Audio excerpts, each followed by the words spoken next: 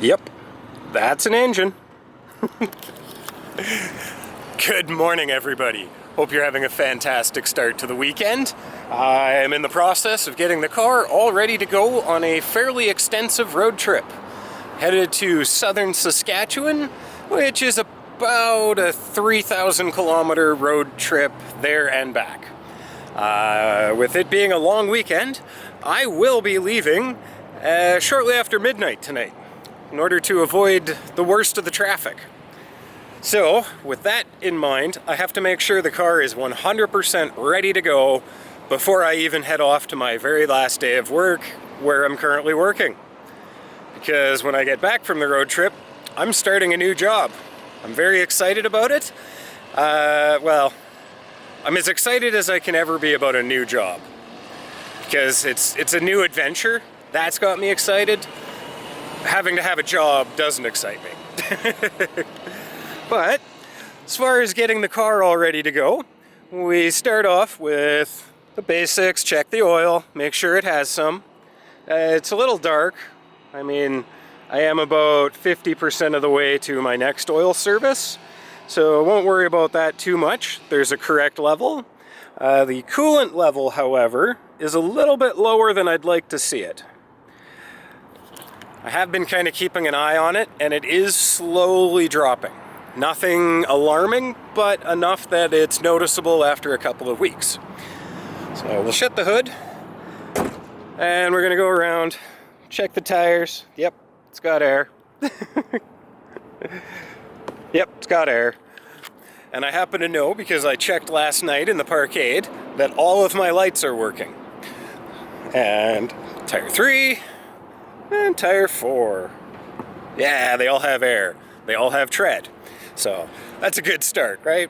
But anyways, gonna head out, finish my last day of work here, and then this afternoon I will go through what I bring with me as far as an emergency kit and all the other good stuff that goes along with a long road trip.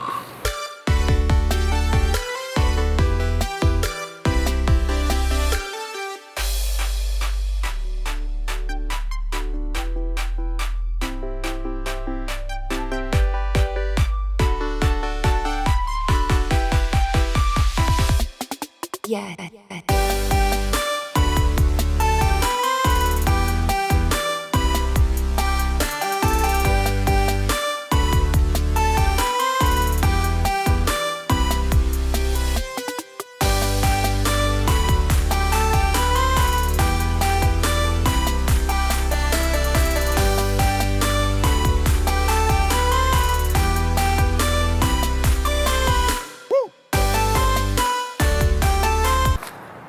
And with that, another chapter of my life comes to a close. And then on Tuesday, a new chapter begins. Like I was saying earlier, I am switching back to the automotive industry. It just calls to me too much. So, but between now and then, we have a long road trip and an amazing destination. Well, the reason we're going is amazing. The destination is kind of meh. But when it comes to road trips, everybody has a different list of things that they throw in the car. And a lot of it is very straightforward. Me, I like to bring enough water for 3 days. So roughly 10 liters. That's enough. During the summer months, don't really worry about things like thermal blankets, stuff like that. I just make sure I have a little bit of clothing on top of what I'm bringing. So a couple sweaters, a couple long pairs of pants. Now, I am planning on hoteling this trip, so I won't have my camping gear. Usually during the summer, I always carry the camping gear, just in case. I might throw it in, I might not. Other things, a high visibility jacket or something so that you can be seen on the side of the road if something happens. If you have cones, that's even better. I don't have any cones with me. I apparently left them in the garage when I moved. They were just tiny little things that were leftovers from autocross. But those are very important safety items. Definitely a flashlight, Yeah, there's tons of things that you should bring with you. Bare minimum, extra water, a little bit of food, some warm clothing. And then if you're out here in the mountains and it happens to be kind of fall or late spring, plan to be stuck in a blizzard, because you never know what the weather's going to do in the mountains. I mean, I'm going through the higher passes. The weather's been good, so I'm not going to worry about snow so much, but rain, very likely. So I'm going to have an umbrella. I know the wiper blades on the car are good, the fluid levels are good, the tires are good, assuming I don't run something over. But that's kind of a quick rundown. Now, I plan to drive through the night. The big reason for this is I have a long distance to cover, and it's much easier when you don't have to fight traffic or the long construction delays. So I fully intend to go home and go to bed and then get up in a few hours from now and hit the road, because I'm hoping to be in southern Saskatchewan for mid-afternoon tomorrow. And it's 1,400 kilometers away. It's actually 1,367 in a straight line, which, you know, it's the mountains. If you could go in a straight line, it'd probably take you 10 minutes. No, that's a joke, obviously. But yeah, so long road trip coming up. Don't really have a whole lot of time today to do anything other than just a quick chat about what I'm bringing with me, the kind of, well, what ifs that I always plan for. And yeah, that's about that. So we're gonna jump back in the car here. And well, here, all those receipts, those are my fuel receipts. Since day one of ownership. So that's a full year. A whole year of fuel receipts. In the door pocket here, I have every fuel receipt that, well, I can't say every because I may have paid cash for once or twice and not gotten a receipt, but I keep track of it all. And we have 12,672 kilometers. We'll just kind of go here. My average fuel consumption, 9.6 liters per 100. Adds up to a lot of money, little over $4,000 to do the 12,700 rough kilometers.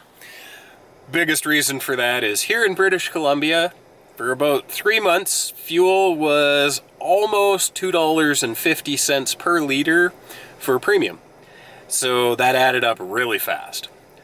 But it was good on fuel, so it never really felt like a burden, which is exactly why I bought this car. Now, let's go over this. This still does its own thing from time to time. Like occasionally when I'm driving, it'll just flicker and change screens, kind of like this. Like it'll just start doing this randomly while I'm driving. I have no idea why. Don't really care.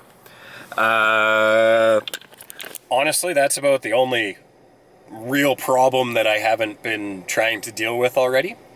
The funny noise from the front end is still there. They've looked at it twice, couldn't find it, so I'm just gonna leave it till it really explodes. And then living with the car. I mean, I've spent a lot of time in here already. I don't think I've ever actually opened the sunroof. No idea why. I just haven't. Little things that bug me in here is just the shifter. I hate the configuration, right? Like, that's reverse, right? That's drive, that's neutral, and then you have to press a button on the top for park. Kind of weird. I don't really like it.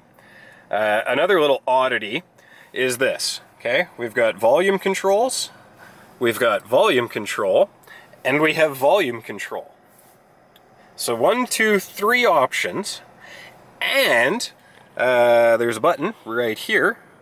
When I press that, I can tell the car to turn the volume up. So I think they have a little bit too much redundancy for the volume control.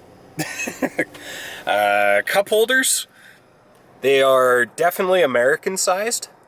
And I say that because small cups rattle around, flop, and spill. Not the end of the world. The lack of anywhere to put my sunglasses, that is the issue I have. But, I mean, that's nothing, right? Like, it's a new car that I have hardly any complaints about. So, yeah. A year in, and I can honestly say I still love the Cadillac. I'm not opposed to getting rid of it for something more off-road capable, but I'm still gonna say that this is one of my favorite cars. And if you're in the market for a luxury sedan, looking for something decent on fuel, extremely comfortable, I'm gonna go with relatively reliable and very safe, then definitely look at the Cadillac CT5. The CT4 is just a slightly smaller version, a little bit of differences, but still very high quality. So definitely consider that if you're after a slightly smaller vehicle. As far as the Cadillac SUVs, I have no experience with those as far as driving, so I'm not even going to offer an opinion. But with all that said, I have to get running because I got to get packed, get some sleep, and then hit the road just after midnight. And of course, you guys will be coming along for the drive, so be sure to subscribe, and we will pick up the adventure next time.